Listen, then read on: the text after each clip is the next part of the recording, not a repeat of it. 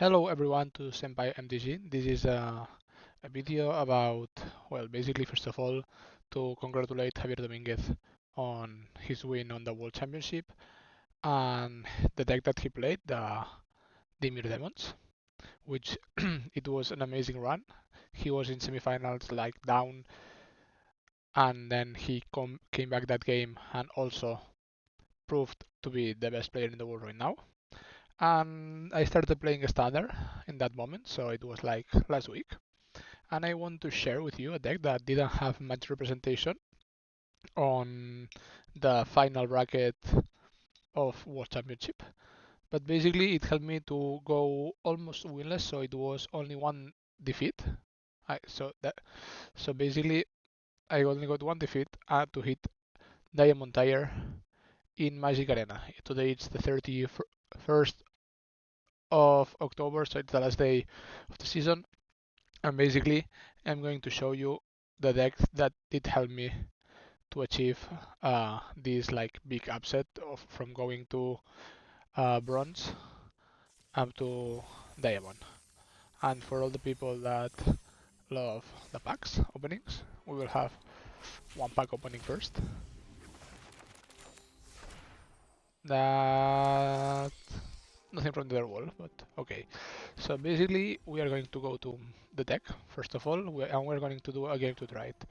So it's this deck that's basically aggro Eerie. So it's a deck that it's different from most of standard decks because I come from EDH.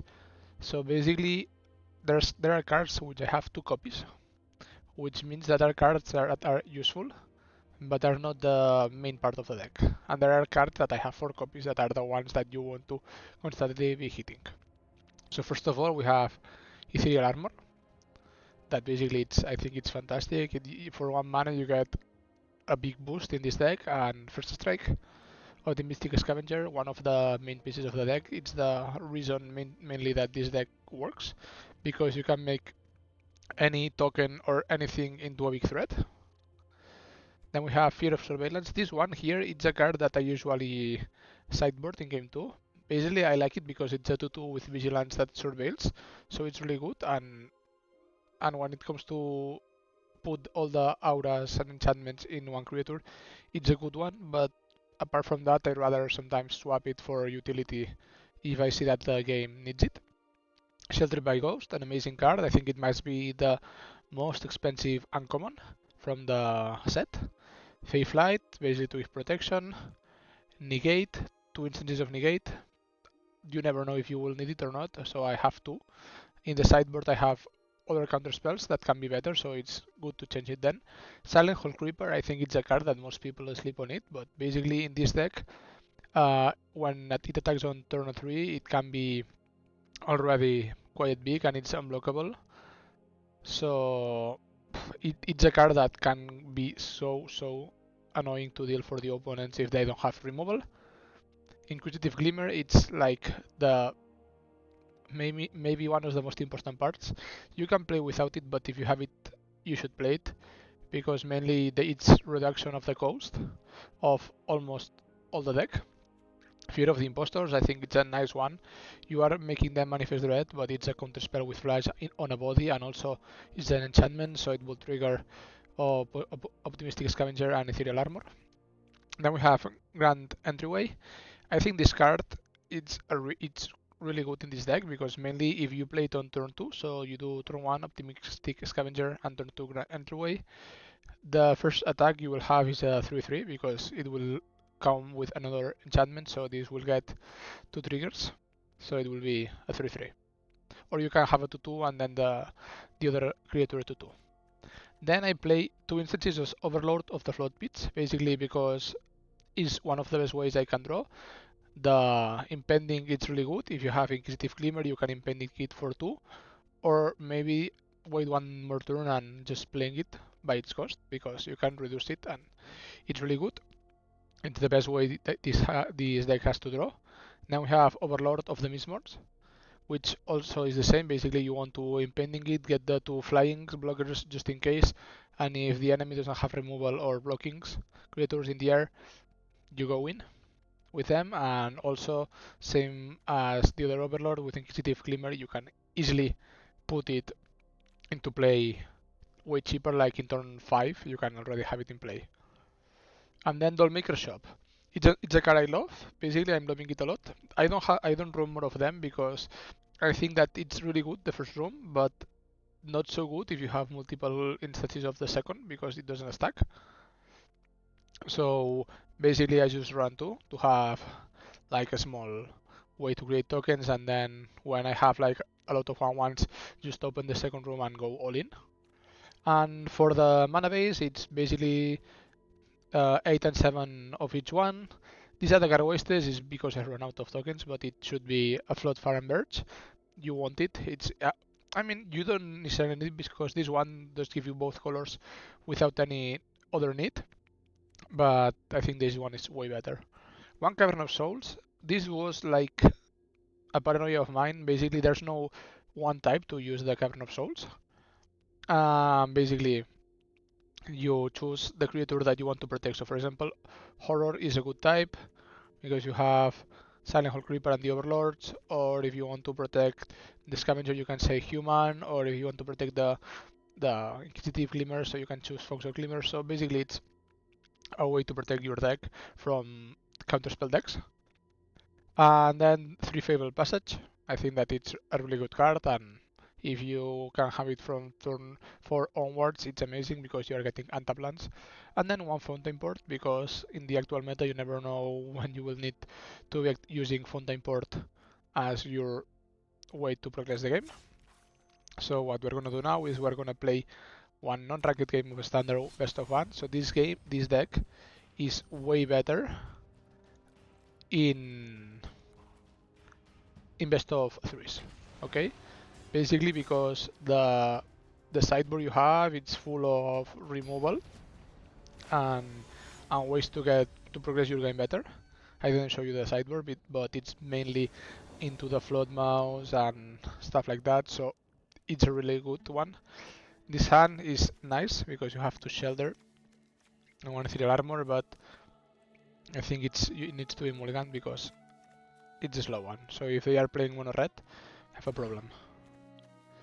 Okay, this hand is not better, but it's better at some point. So basically what I will do is I will get rid of negate to the bottom, and then Fable Passage. We're gonna do this for an island, so we are ready to fire off Inquisitive Glimmer next turn. So now what would be amazing would be to get... Okay. So we are gonna get the first Inquisitive Glimmer. They are playing black, so we are checking the cut down. It's likely that they can cut down us or they will go for the throat. Okay. Okay. So what we are gonna do now is we are gonna deploy 2 creatures already. Just to be sure. Proceed to combat. We are winning in power, so we are gonna go for the combat. He cannot bomb the creature. Okay, so damage goes in. Now all that we need is mainly to draw a Shelter by Ghost or Ethereal Armor, and that is what is going to get us rolling right now. We can have Silent Hall Creeper as a draw engine, and they are trying to get rid of the Steel Glimmer. In response, we're going to get a land. This is usually the issue. We have some creatures with some stuff with double white and stuff with double blue. Usually you need the double white more. Okay, I guess that he will go in. If he attacks, he will go in. I mean, I will not block it.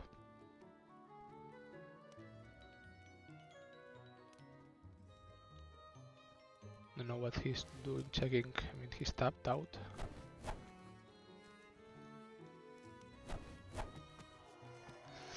Come on, opponent. Okay, yeah, sure, no blocks. You can take this. Okay, see, that was the lucky draw.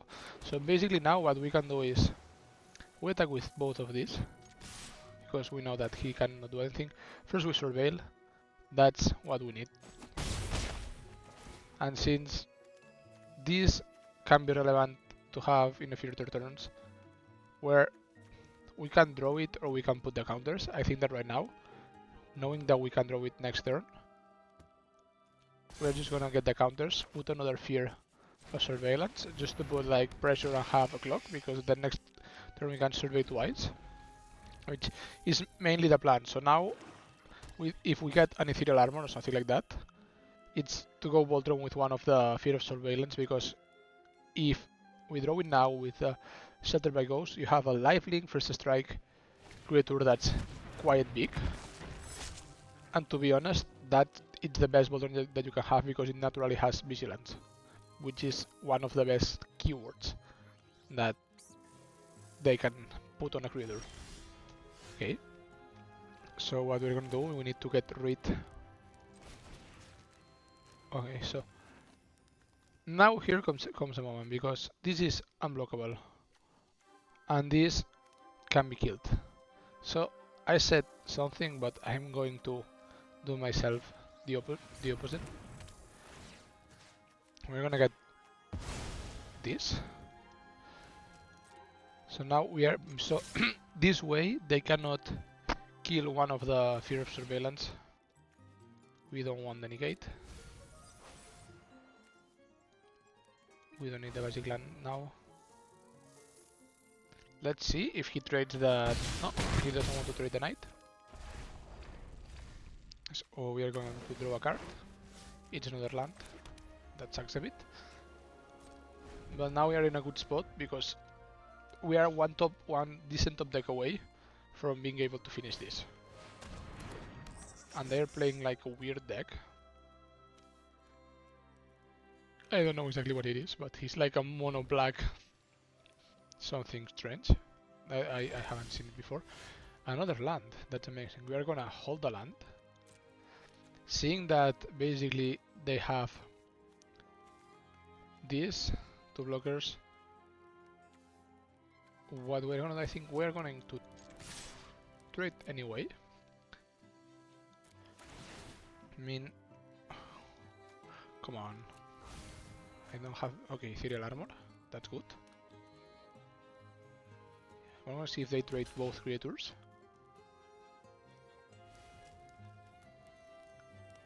If they do, I think it's good for us because this won't be able to become another creature. So we'll keep them blockable. Okay. So now we are forced to make it a copy of that. We will use the land as a source of threatening for them. It would be best in this situation if we have a favorable passage, so we could keep the bluff, because you know that Arena basically has some weird interactions that you can know if your opponent has instant speed stuff based on doing like some actions that they give the prior. So if they don't have the auto pass, they have issues then, because you can know that they have a counter spell or they have removal or whatever is needed. So in this case we cannot bluff it because there won't be a stop for our prio at any point. But we know that they are a bit desperate, they have 4 mana, we have lethal on board. If he attacks, we can kill the attacker. Oh fuck. Yeah, didn't expect that. Okay, that's a bad position, because we cannot deal damage to the... Oh, that's an interesting card. I think that what we are going to do...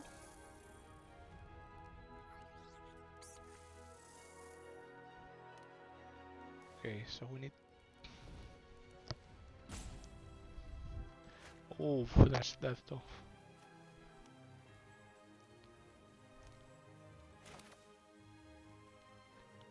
We are going to go for a full all-in, I think.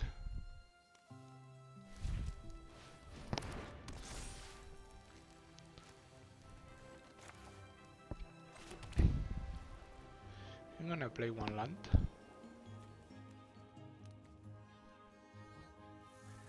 And 1, 2, 3, 4, 5.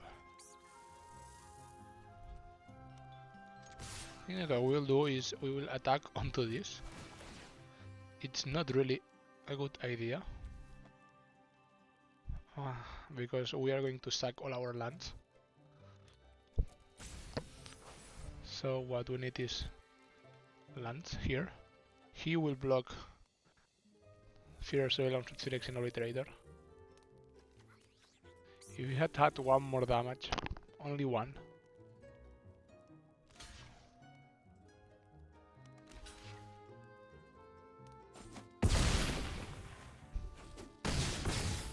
Okay, so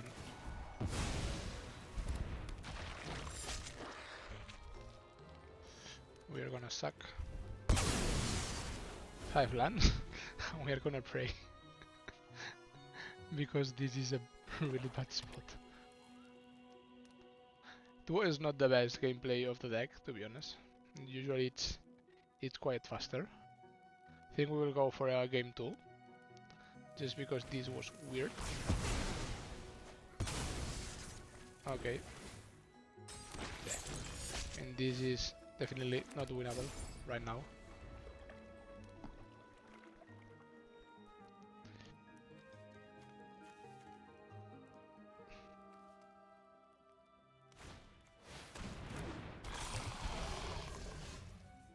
Yeah, that's not winnable. So we are going to concede this. It's a normal game. It was a bit unlucky that they got the obliterator and we didn't get the thing. We could have waited, but we don't want to have a video with that many like turns just waiting. So basically, right now, if this was game 2, now we would sideboard into the flood mouse and trapped inside. Well, trapped inside the any Oblivion Ring effects, and maybe like a couple like spot removals. Okay, this is a decent hand basically. We don't have turn 1, so that's good because we have the Fabled Passage as our turn 1 play. And the thing is here we are going to play for the Fear or for the Overlord. Usually you have to play for the Overlord because it's the one that gives you the biggest value. And they are playing like some kind of mice. Okay, so I guess that this game maybe we can showcase something. Okay, now what would happen is I will draw. I know, I knew it. Another white source. But you need to, with Failed Passage, sometimes you need to take this gamble. And more when you have a no play turn 1. So basically now what we're going to do is attack, get in. Okay, put the counters. We're going to put the Fear Surveillance. We're not getting many auras and stuff, which it's a bit shame. Okay, they are playing mice. Okay, here now we have. Okay, so we could play the Overlord here, but I think it's more interesting to go for this play. They are playing aggro, so what we have to do is be faster than them. So I'm going to put this here. I know it's a better second combat trick, but right now what we want to do is be faster than them. So 7 damage right now, knowing that next turn for us. So now we draw a card. We get the Shelter by Ghost. So next turn we Shelter by Ghost Mabel, sorry. And the Jolly Balloon Man. Okay, it can Legend Rule. Well, okay. Okay, so Legend Rule will happen. Okay, here's the turn of the Crack Flame. That will get sacrificed as well. A weird play. Ah, okay, and he... Well, So basically, you have seen this is a deck that can be fast and has a lot of answers, and if you get the enough resources, you can do a lot. But it also has some points where it can struggle a bit. For example, the game that we lost in the best of three, mainly it was a game of counter spells. So as I said, basically the sideboard is this diffuse stroke into the float mouse, get lost, split up. This is only because I found some decks about that were artifact based decks, and I thought this could be a good way to get rid of them. And for the rest, it's basically a stable sideboard. So basically you can have these or any of the same effects with the same cost. I chose this one because I felt that the ward was a good extra, and knowing that the people are running more enchantment removal, thought it was a good idea. So thank you for staying here. If you reach until the end, I appreciate it. If you can leave a like and follow, it really helps the channel. And see you in the next video.